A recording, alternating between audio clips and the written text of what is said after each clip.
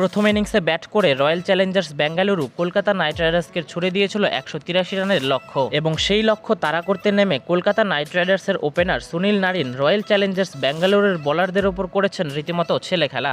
অপরদিকে তাকে যোগ্য সঙ্গ দিয়েছেন আরেক ওপেনার ফিল সল্ট। পাওয়ার প্লের প্রথম ৬ ওভারের মধ্যেই কলকাতার দুই ওপেনারের তাণ্ডবে কলকাতা নাইট রাইডার্স জড়ো করে ফেলে ৮৫ রান। বোলিংয়ে খুব বেশি ভালো করতে না পারলেও ব্যাট হাতে সুনীল নারিন করেছেন ৪৭ রান, যেখানে ছিল ৫টি ছক্কা ও ২টি চারের মার। পাওয়ার প্লে শেষে দুই ওপেনার সুনীল নারিন ও ফিল সল্ট আউট হলে দলকে জয়ের লক্ষ্যে এগিয়ে নিয়ে যান ভেঙ্কটেশ ও শ্রেয়াস আইয়ার।